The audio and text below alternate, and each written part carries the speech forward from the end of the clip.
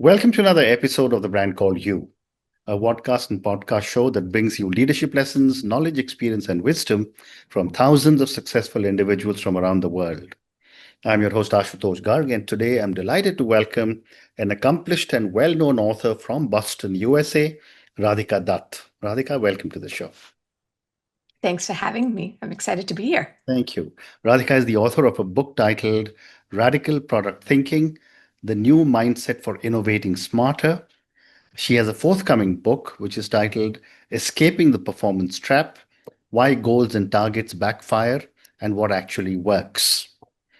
So, Radhika, before we talk about your books and your forthcoming book, you've had a remarkable journey as a founder, product leader, advisor, and now an author of two books. Tell me a little bit about some of the defining moments in your journey. Um, Maybe I'll start with my background, which is that I started off studying electrical engineering at MIT, did my undergrad and grad there, and then I launched into doing startups. We launched our first startup right out of our dorm room from MIT. Mm-hmm. And the thing is, it sounds great, except we learned by making so many mistakes. Mm-hmm. And the mistake that I would call then, in hindsight, is this hero syndrome, right? We had this vision of revolutionizing wireless. And if you ask me, in retrospect, what did revolutionizing wireless mean? We didn't have clarity of vision. We didn't Mm-hmm. have a clear picture of what that even meant, right? Yeah. And so what I realized over time, and these are the defining moments, was as I worked in different startups and different companies early in my career, Mm-hmm. I was catching different product diseases. And over time, as I learned to avoid those product diseases, my journey became watching others catch those product diseases. Mm-hmm. And so the burning question I had at some point was, are we all doomed to just learning from making these mistakes and learning from those hard lessons to build good products? Mm-hmm. Or is there a systematic process we can introduce on how can we build world-changing products while avoiding these product diseases? Mm-hmm. And that's how radical product thinking came up. Wow. Wow. And what was fascinating was that, you have worked across continents and industries from robotics to wine to the government. What drives your interest in such a wide range of domains? Um, Pattern matching. What you realize is over time, I remember there was one recruiter who said to me, "You really have to figure out what you want to specialize in." Mhm, mhm, But the reality is, if you specialize, then you forget to ask the right questions. When mm, you specialize in an industry, you kind of feel like that you know the answers to this, right? And it makes you forget or overlook the opportunities mm, uh, which you would look at when you go into an industry and then you start questioning, why is it that we do it this way? Wait a mm, minute, couldn't we change this? So that's what I found, like finding those patterns by asking the right question, that becomes the skill as opposed to the knowledge in one industry. And it sounds like we share a background in that, like you have experience in yeah, pharma, in aerospace, right? absolutely. Absolutely right. My next question for you is that, you speak nine languages and have worked in multiple countries. How has your global perspective influenced your ideas on innovation, leadership, and ultimately writing? Oh, I love this question because it's something that's so core to my identity. Mm, Because so I lived in India till I was 12. mhm, Um, and even when I lived in India, my mother tongue is Marathi, but we mm, lived in Chennai. So, I would speak Marathi at home and step outside and speak Tamil. I mm, never lived in the place where my mother tongue was the regional language. mm, And mm, so, which means interestingly, your identity is not forged by the language you speak or your ethnicity. It's forged by sort of who you really realize you are, right? Right. So how has that affected my journey and my writing? Like one of the things I've realized is in writing books, for example, you're picking examples, right? Mm. And you have to pick examples that resonate for you, that resonate for the readers. And one thing I've done very deliberately in writing Radical Product Thinking, but now as I write this next book, is picking stories from around the world. A lot of people, they write to me after having read Radical Product Thinking and they say, I really love the examples. One Mm. of the examples I use is Lijjat from India to describe how you can build a world-changing Yeah. product. Yeah. And this is an example that just resonates very deeply for me. And people are excited in that they go like, well, it's nice you share stories that aren't the same old Netflix and Mm. same old Airbnb and Yeah. all those Silicon Valley examples. We are a community around the world. Let's pick examples that are representative of the whole world. Correct. Absolutely. So, Radhika, now let's move to your books. And let me first ask you about your book, Radical Product Thinking. Tell me a little bit about your book and what was the hypothesis when you wrote your book? Yeah. So, I was starting to mention earlier how the hypothesis was, do we have to always learn through hard lessons? Mm. And, which hard lessons can I share to Mm. avoid someone else going through exactly those same steps, right? Mm. Mm. And the reason it's called radical, and by the way, radical also used to be my nickname in high school in South Africa. Okay. Okay. But I really embraced it. Right. So, radical, the reason it is radical is because it challenges a lot of conventional wisdom that we Mm. have. Mm. And I'll give you one example. One conventional wisdom is that vision has to be really big, Mm. broad, aspirational. It never changes. Mm. And in radical product thinking, I realized that this is sort of the root of so many problems. Mm. When you have a vision like being the leader in aerospace, Mhm. right? The global industrial champion is kind of how Boeing puts it. Well, when that's your vision, what does it actually mean, right? Mm. Is it about shareholder value? Is it about revenues? Is it about technological innovation, Mhm. etc.? Mm. And so what I created in radical product thinking is a fill in the blank statement Right. so that you detail the answers to really profound questions as opposed to just these really fluffy vision statements that mean nothing. Mm. And so here's an example of such a vision statement, right? Today, when amateur wine drinkers want to find wines that they're likely to like Mhm. and learn about wine along the way, they have to pick attractive looking wine labels or find wines that are on sale. Yeah. This is unacceptable because it leads to just so many disappointments, and Mm. it's hard to learn about wine in this way. Yeah. We envision a world where finding wines you like is as easy as finding movies you like on Netflix. We're bringing about this world through a recommendations algorithm that Mhm. matches wines to your taste and an operational setup that delivers these wines to your door. Mm. And this is why it's a radical vision statement. I hadn't told you anything about the startup that I had in 2011 and sold Mm. in 2014. But Mm. hopefully, after listening to this vision, you knew exactly what we were doing and why we were doing. Mm. And that's what's radical. Wow. Wow. And the word radical itself says a lot in whichever domain you talk about it. So thank you. Let's now talk about your forthcoming book, Escaping the Performance Trap: Why Goals and Targets Backfire and What Actually Works.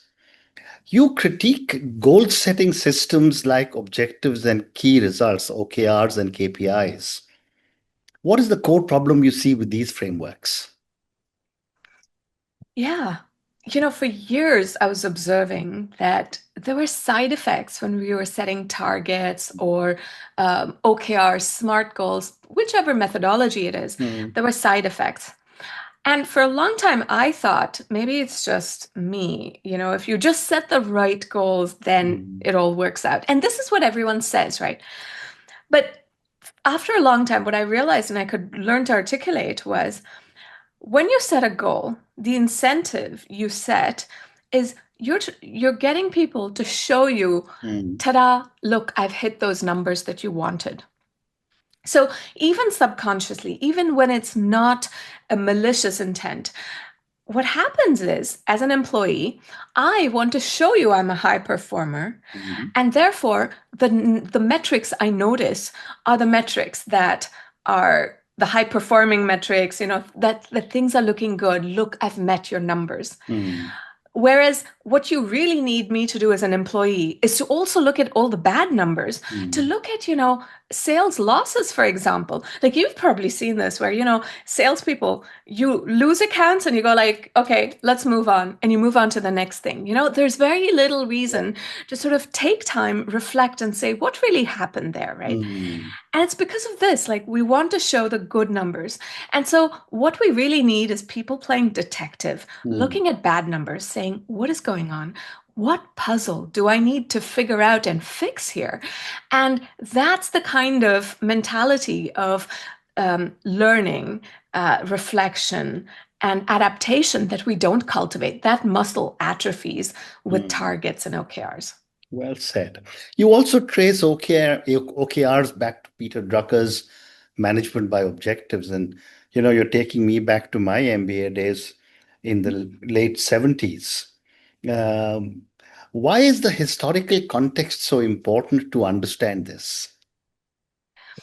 It's because, when people talk about OKRs, Mm, in our minds, OKR seems like a very innovative and new thing because it wasn't until 2018 that John Doerr evangelized OKRs, publicized them.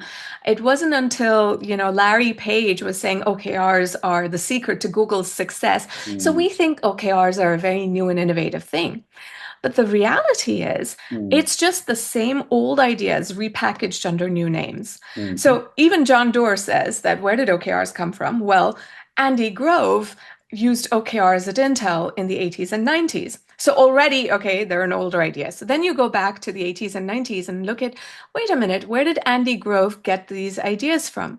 mm, And it's from Peter Drucker's Management by Objectives. It's small tweaks, but the fundamentals are the same, right? mm, And if you look at Peter Drucker and where did OKR, or sorry, where did goal setting work? Like, why did he use goal setting instead of mm, anything else, right? To mm, what problem was he solving? When you look at that, it's absolutely fascinating because the problem he was solving mm, was General Motors had primarily an unskilled workforce in the mm, 1940s on assembly lines. And in that case, instead of using command and control, Peter Drucker's ideas were revolutionary when he said, let's set goals together with employees and then you measure employees by them. mm, And indeed, in that assembly line work, it mhm, is easy to tell that, Andy here is a better performer than Bob. Andy installed 45 tires, Bob did 40. mm, There's only one right way to install tires, right? Either you did or you didn't. mm, Whereas when John Doerr talks about this approach with OKRs, did you or didn't you achieve this target?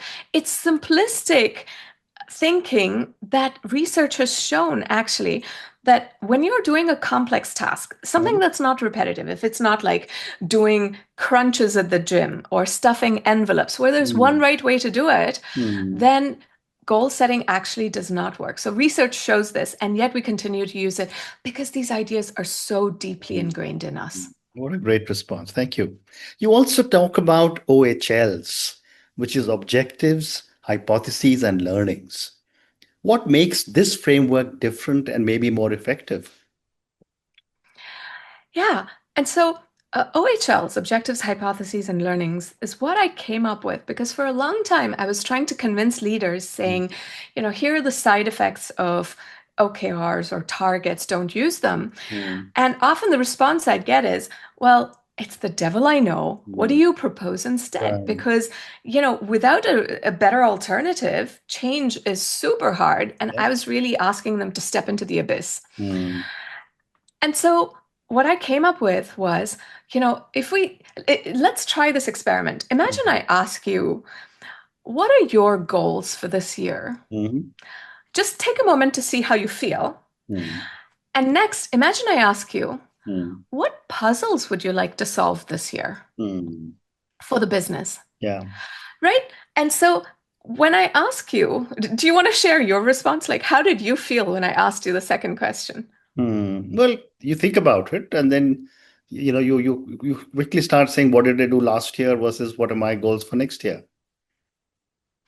Hmm. That's one But way the to look at it. puzzles, the response I usually get, right, is Mm. puzzles makes me feel like I want to solve puzzles. Goals feels like, this is work. I am burdened Mhm. by, what you're going to measure me against. Mm. Whereas puzzles is more of this exciting, you know, I want to solve puzzles. Well, what puzzles can I solve? It sort of triggers curiosity, right? And so that's the piece that we really want to harness from people. Like, how do I get people to get engaged and solve problems? And Mm. so, objectives, hypotheses, and learnings is a methodology to set puzzles and solve puzzles. Mm. So, let's look at objectives. And I'm going to look at the hardest example of sales. How do you set a puzzle for sales? Because we've always learned sales requires targets. So, the way I might set this at a company is to say, okay, we need to hit X million by the end of this year. But here's the puzzle that I genuinely don't know how to solve, which is that, sales grew in the last 3 years. They'd been growing, but in the last year, it's plateaued. Mhm. What might be going on? And there might be some guiding questions you have. It might be, maybe something is fundamentally shifted in the market. Mm. Maybe it's that we knew how to sell to the early adopters, but we now don't. And then what are we going to do next, right? And so that's the puzzle setting part. And the puzzle solving part is where we experiment, learn, and adapt. And the way Mhm. you do this is three questions. The first question is, how well did it work? Mhm. Right? And notice it's not a binary question of did Yeah. you or didn't you achieve this? It's, you know, how well did it work that includes nuance where you share good and bad numbers. Mm. So you describe a hypothesis and leading and lagging indicators. Mm. Then you say, here's the next question. What have I learned? And this is where, storytelling is really important. I tell people, don't just give me a bunch of stats. Don't just tell me here's the weekly number of active users, bounce rate, blah, blah, blah. Mm. Tell me what have you learned? Like, what have you figured out from all Mhm. of these metrics? What's Mm. actually happening on the site? Mm. And then comes the third question, which is, what are you going to do next? This is where you look at how well is it working? What have you learned? And then you Mm. plan your next action. Meaning, like, if I gave you a magic wand, Yeah. what would you ask for? Mm. And so this is the framework of using objectives, hypotheses, and learnings in the scaffolded way so we can do puzzle setting and puzzle solving. Fascinating. Fascinating. Thank you. But for companies that are heavily reliant on OKRs, what is the first step they would need to look at to adopt a more learning-driven approach like your OHL? Yeah. So for companies that are really OKR heavy or whatever goal setting methodology, because most companies have that, right? Mm. Mm. I'm not asking for a change overnight. First of all, let's look at the example of Andy Grove, who had OKRs at Intel. What made Intel so innovative in the 80s and 90s, and they changed the face of semiconductors, right? Mm.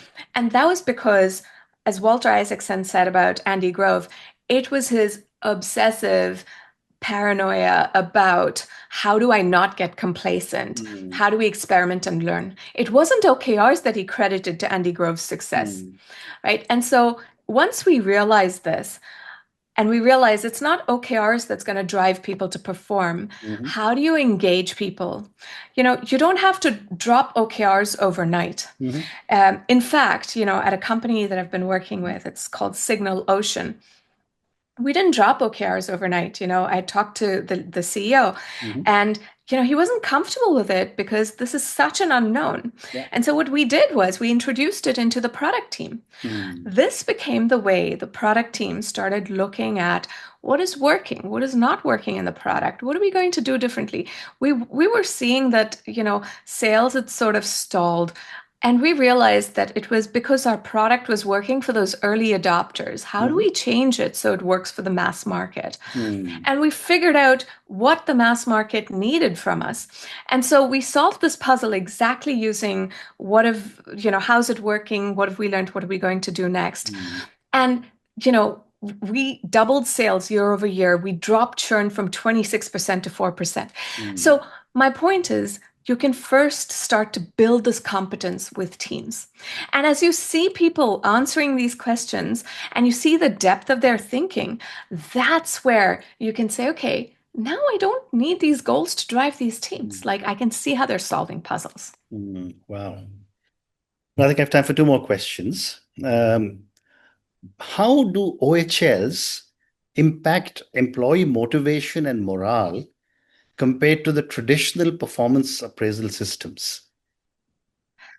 Such a great question, and one of the things that I have observed is when you set goals for people and when Mhm. you are working on evaluating them, when you try to give feedback to employees, you can hear how much defensiveness there is, right? In those performance review meetings, if you ever try to tell employees, like, look, I think you're great at doing this. Mm. This is an area I want you to do better on. Immediately you notice, there's this defensiveness. But wait, you're giving me feedback about this one meeting or this one area. Here are the reasons why that is not true, Mm. right? Here are the other circumstances you're not considering.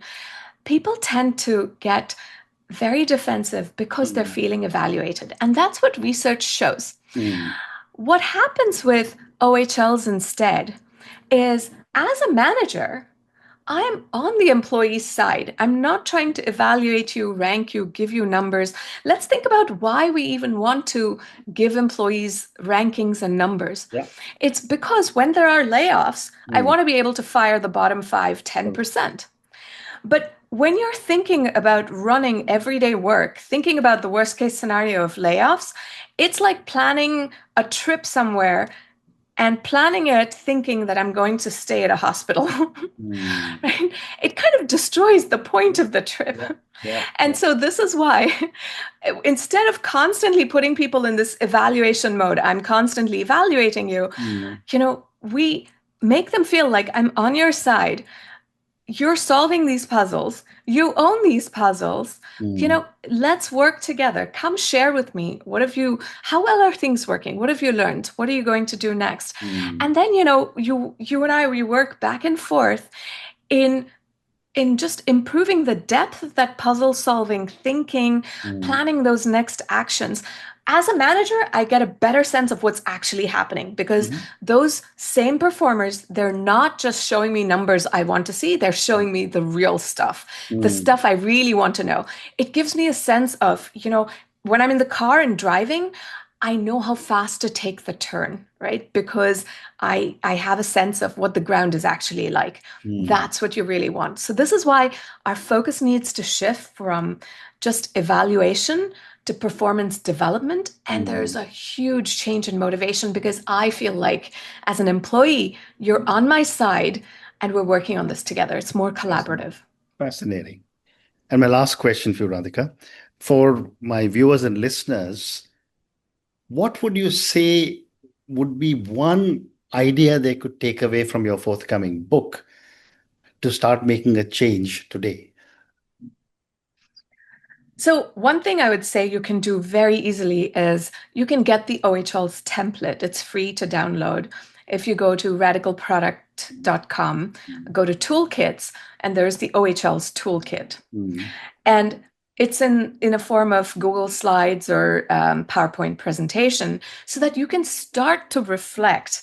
Whether you're a leader or an individual contributor, Mm. you can make your work just more engaging for yourself. You can make it more exciting by starting to frame things as Mm. puzzles and solving puzzles. It'll make your everyday feel so much more interesting. Mm.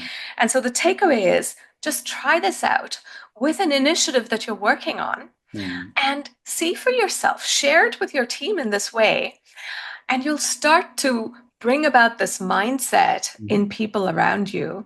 Mm. You'll see that, you know, that this is not an additional process. It's Yeah. not a burden in any way. that it just becomes a mindset once you start operating like this. Amazing. And on that note, Radhika, I just want to say thank you so much. This has been an amazing conversation about your own incredible journey and about both your books, Radical Product Thinking, and your forthcoming book, Escaping the Performance Trap. I think we covered some very interesting grounds. My person with my background, I'm a babe. I'm from the boomers generation. We've been used to KPIs and KRAs, but talking to you has given me a very, very new perspective on OHLs. Thank you for speaking to me and good luck to you.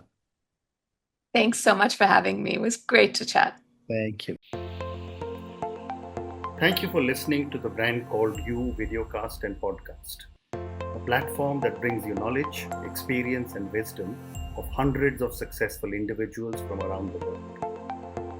Do visit our website www.tbcy.in to watch and listen to the stories of many more individuals. You can also follow us on YouTube, Facebook, Instagram, and Twitter. Just search for the Brand Called You.